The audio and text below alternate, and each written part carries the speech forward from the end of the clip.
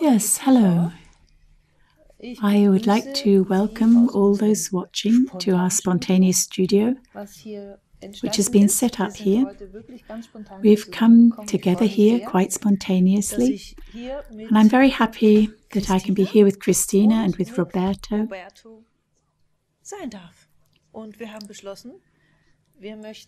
And we've decided that we would like to do a short interview for you, and so that they can both introduce themselves, because the great thing about both of them is that they are so different, and yet they're here for the same reason, and they do this in quite different ways, and yet they have so much in common. I would like to start with you, Christina. I would like to ask you, Christina has come here to the earth, for those who don't know her yet, who've never seen her. She has not forgotten her consciousness, as many of us have forgotten. She has come here with her full consciousness, and she has never forgotten that she has a mission here on the earth. That has always been clear to her. I would like to ask you now, can you explain briefly for those watching, what is your mission here? Why are you here with us on the earth? So that more consciousness can come back here, and that we remember again what we truly are. That we are actually love. And that this has just been a bit buried.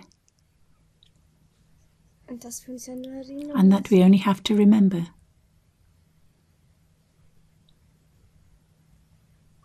Remember what? Remember love. Remember what we really are. Because just because we don't have access to it now doesn't mean that that's not what we are. It is simply unconscious. And when we wake up more, then we regain conscious access to it. And then we simply remember it. We don't have to evolve from A to B, because that's what we've always been. We just haven't had access to it. Yes, thank you, Christina. That also comes out very strongly in your books, at your seminars. It really is like that. We also get a lot of feedback from people who really feel very deeply touched. And in the feedback, people say they're remembering and becoming more connected to their soul once more. Could one put it like that? Yes? Okay. Roberto. I would also like to introduce Roberto very briefly, as best I can. Roberto is also here with a mission. He's gone on a completely different path to Christina. And he also brings people, you could say, back to self-responsibility through teaching them techniques, self-healing techniques. Can I ask you, Roberto, to say something about this? Yes, I think what Christina said is beautiful, that we don't have to evolve.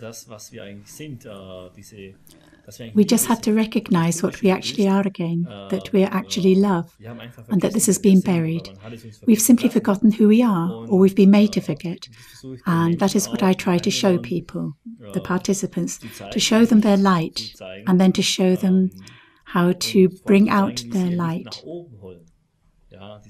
Yes, this light, because this light, if you're light, you regain your primordial trust. And I think that's what it's about. As Christina also said, it's about love.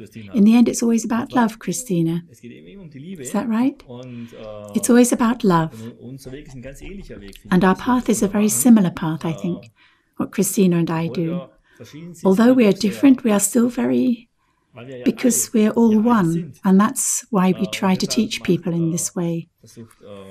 And to show them, you are the light, you are the path, you are the truth, it's your truth.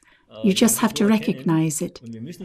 And we don't have to evolve any further because we are already evolved. We are already here as enlightened beings.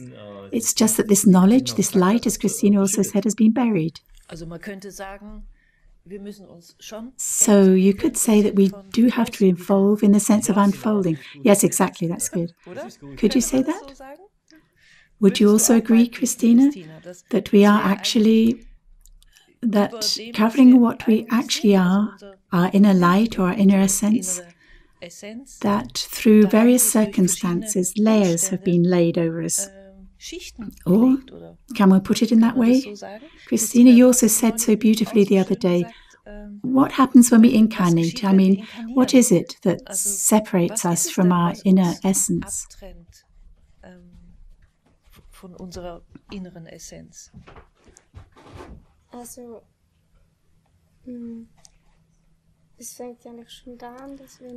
It starts already when we incarnate here. We move into a body, and there are already several generations of patterns and ideas in it that are actually no longer current. But they are already in there. And that alone makes us a little strange. Strange is good.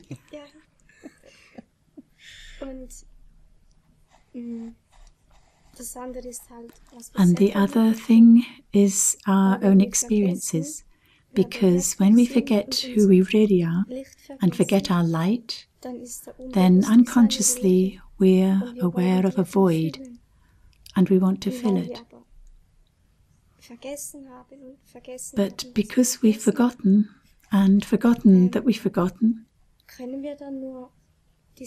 we can then only fill this void with things that society tells us about, or what we're brought up with, or school. And because we've forgotten that we've forgotten, we assume that this is true. And then we walk around with it.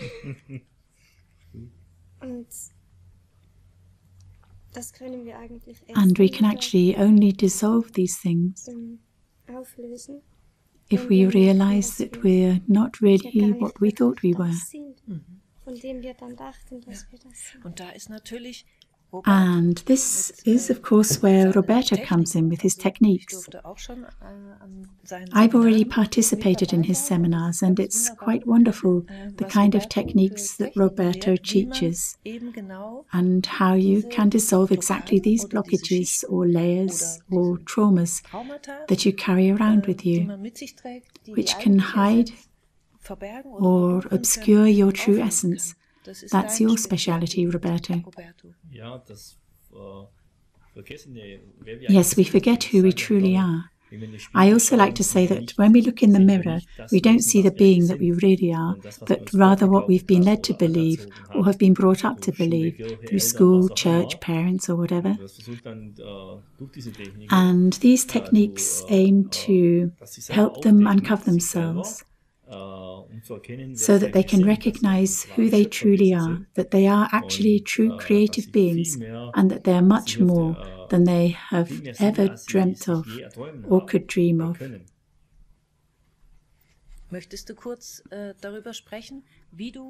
Do you want to tell us briefly about what your path was and how you came to these techniques?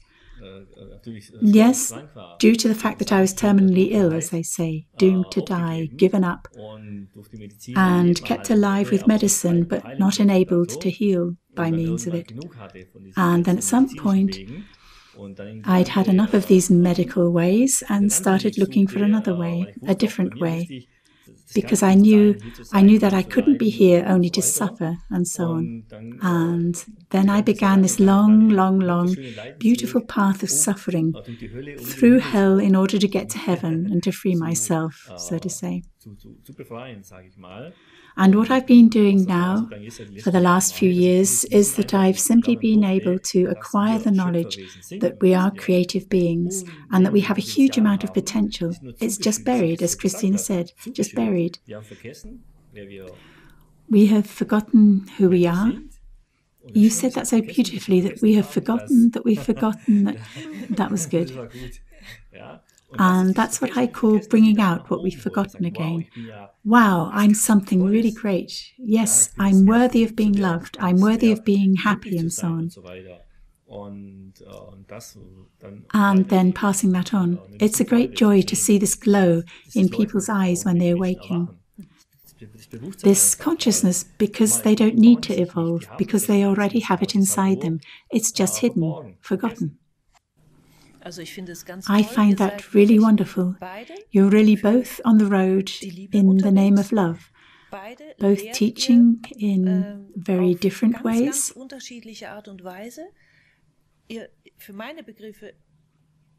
For me, you both complement each other so beautifully. Christina reaches people directly in their hearts, and Roberto shows them ways to free themselves.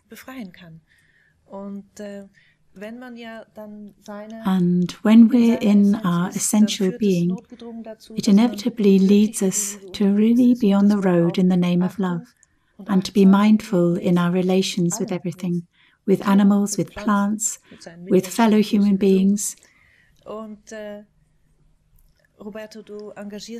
Of course, Roberto, you're also dedicated to helping animals, quite strongly in fact. I repeat myself continuously, but we don't have to invent anything new, because the truth actually needs few words. I see it that animals are our charges and they can't defend themselves like we can, and that's why it gives me great pleasure to be there for human beings, of course, as well as for animals and for the environment, because we are all one. We are all, let's say, one body, one being, one heart. And if one part of the heart is in pain, then the whole heart suffers. That's just how it is, yes. Christina, you also speak of us as one being. You often speak of the collective field, and would you like to, can you say something about it? If we now look at the connection between animals and the collective field, what happens from an energy point of view? Because of the pain that's been inflicted on animals. That also goes into the collective. And on the one hand, it simply has an effect on everything. And on the other, it comes back to us again at some point. That means that we now also have a situation where we could say, could part of it be an effect of what we have always done to animals so carelessly? We didn't know any better. We were brought up that way.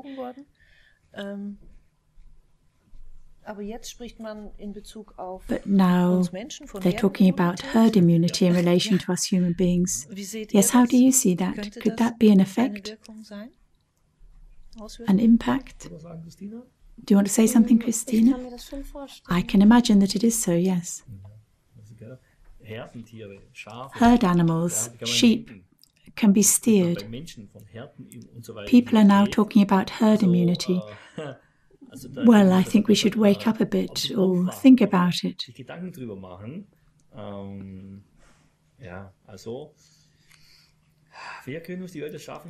We can create the earth as we would like it, as the saying goes. Yes, and in the end all will be well, won't it? But it's up to us how quickly that happens.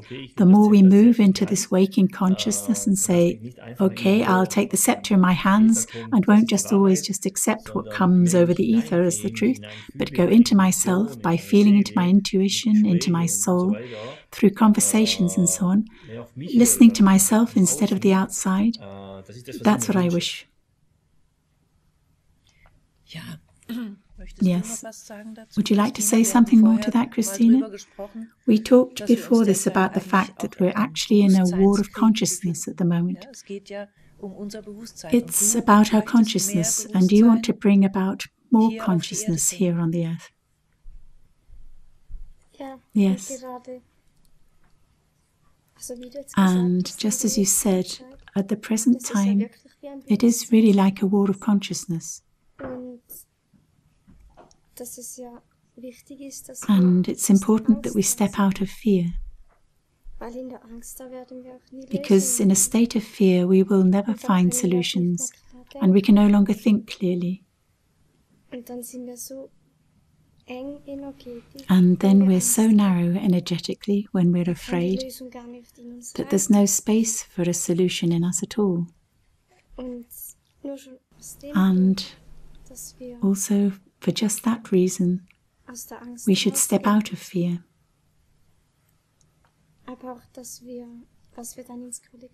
But we should also be aware of what we send into the collective. Because what we feel and what we think goes into this collective and then has an effect on everything.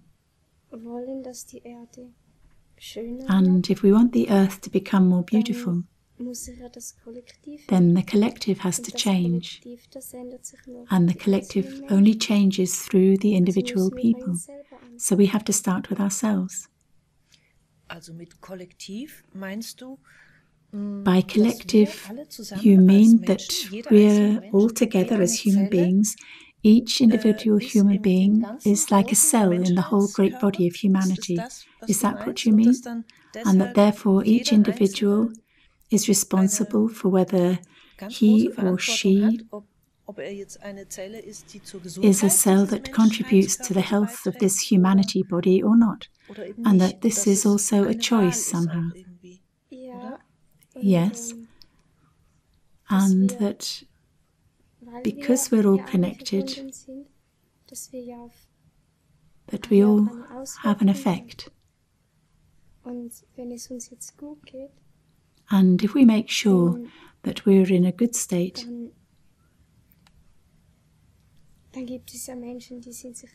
there are people who are not at all sure whether that has much effect, because they may not see a change immediately. But we don't know whether the joy we send out into the collective will maybe cause someone in China to start laughing. Because we only see such a small section. And on the basis of that, we make the judgment 10 seconds later that it has no effect on others. But we don't know what's happening outside of this small section because of us.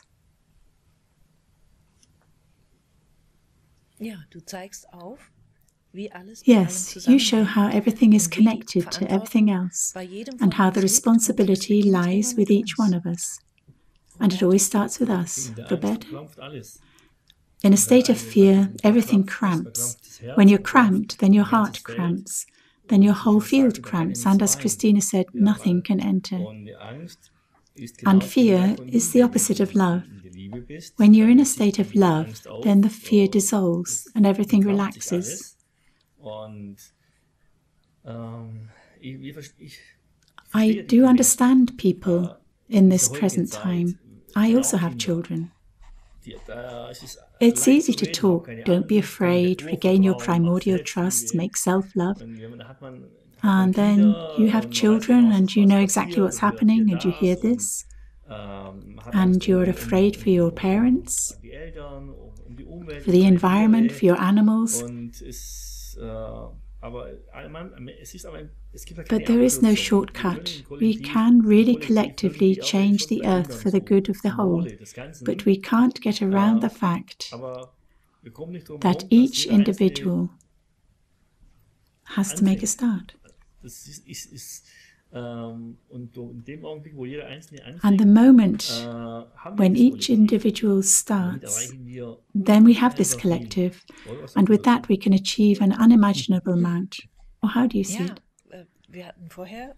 Yes, before this interview, you both had the idea, and this fits right now because it's good to know that we're not alone. Even if we know it starts with ourselves, but then to know that we're not alone. And you had the idea beforehand, what was it, Sunday? Every Sunday at 21 hours? Wow, and it's going to be a whole lot of people, because I know that this interview will be watched by a lot of people. And if we all meet on Sunday, every Sunday at 21 hours, and create this field together,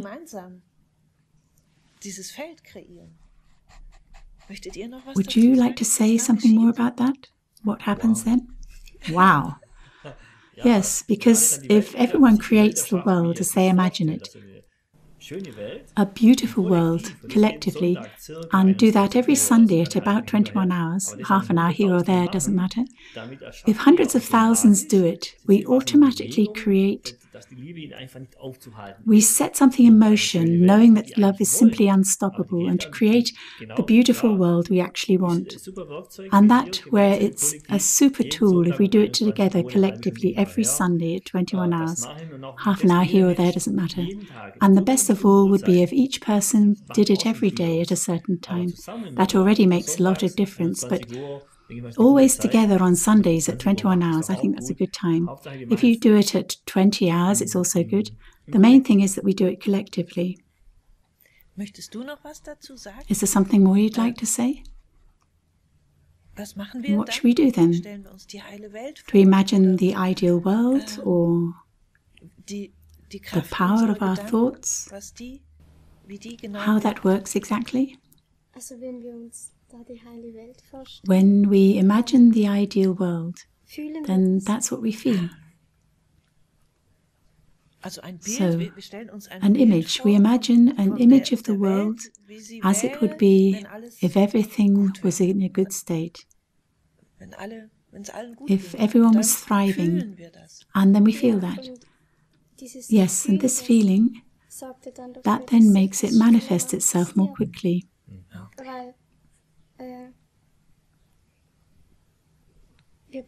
Because we need our thoughts to be able to feel things, but our feelings are what makes it manifest. So the thoughts come first, and they create the feelings, and the feelings are what create the reality. Create reality. Wow. Should we do that together? We'll do that, okay? I think that's fantastic. Every Sunday, 21 hours.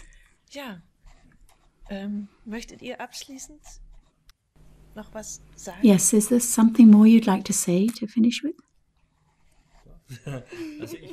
I'm very happy about what we're doing here together. Because I think people need hope. They need something, no matter what it is. And you have to start somewhere. And I think, once again, we've experienced it. Christina and I have experienced it too. When you give people hope and put something in their hands, then something happens in a lot of people. And only when a lot of people are involved can something change. Or how do you see it, Christina? Yes. And we simply know that in the end, all will be well. Because what they're trying to do now is simply to stop love, but you can't stop love. You can only try to delay it. And if we send a lot of positive things into the field, like now with the Sundays, then this delay is shortened. That's beautiful. I think that's a really wonderful closing word. You cannot stop love. Yes. I was really happy that this interview was possible, and I'd like to say goodbye to you all, but not for long, because we'll see each other every Sunday at 21 hours from now on. And don't forget, in the end, all will be well.